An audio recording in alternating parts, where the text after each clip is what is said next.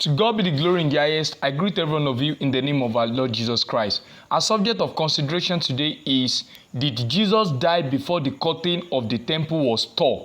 A. Yes. Matthew chapter 27 verses 50 to 51. B. No. Luke chapter 23 verses 45. Now, I read from the book of Matthew chapter 27 verses 50 to 51. Jesus, when he had cried again with a loud voice, yielded up the host, and behold, the veil of the temple was rent into two, from the top to the bottom, and the earth did quake, and the rocks rent.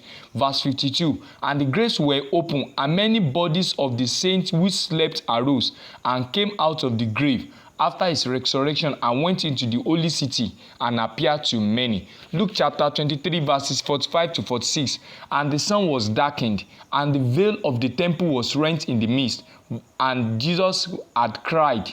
And when Jesus had cried with a loud voice, he said, Father, into thy hand I commend my spirit. And having said this, he gave up the ghost. What Matthew chapter 27 verses 50 to 51 summarily says that Jesus Christ, it was after Christ's death that the veil of the temple was torn, that the earth quaked, and the graves and the saints in the grave came out of their grave. But in Luke chapter 23 verses 45 to 46, it was said that Jesus Christ, the veil of the temple was torn before Jesus Christ dates. So I am happy to tell you today that there is no contradiction between them. Matthew chapter 23, 27 verses 50 to 51 the writer of Matthew focuses on the effect of Christ's death on what? On the resurrection of the what? Of the Old Testament saints. It does not focus on the veil of the temple. In the Old Testament, when anybody killed an individual unknowingly, such an individual will run to the city of refuge in order to prevent that person from being killed by the avenger of blood. And this can be seen in the book of Numbers chapter 35.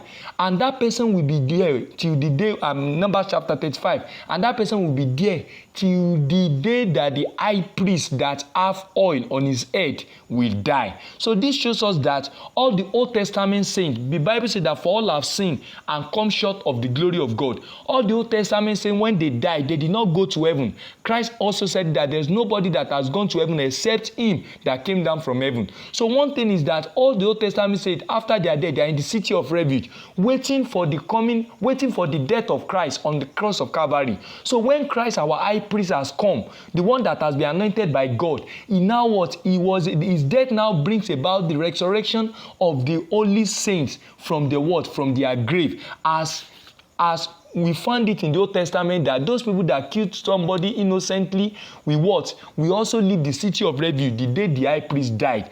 Because all the Old Testament say, although they are holy, but they are born of the flesh, they are born sinner. That is why they have to wait for the death of Christ on the cross of Calvary to liberate them from the grave. And secondly, Luke chapter 23 verses 45 to 46 make it known to us that the veil of the temple tore before Jesus Christ died.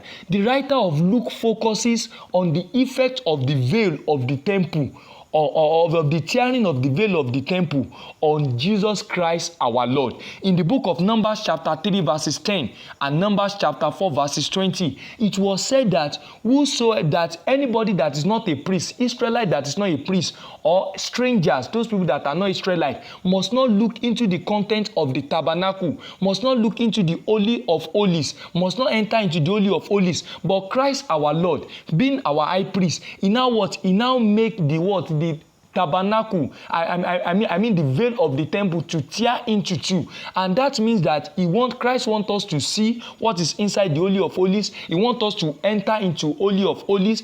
And if anybody, any stranger or any Israelite that is not a priest, if such an individual should enter into the Holy of Holies or look into it, such an individual will die. So the death that we should have died as a stranger, and those Israelites that are not priests, the death that he should have died, is what Christ died on the cross of Calvary. So Luke writer majorly focus on the effect of the tearing of the veil on temple on our Lord Jesus Christ. That the tearing of the veil of the temple makes Jesus Christ our Lord to die. So there is no contradiction between the two. Jesus only can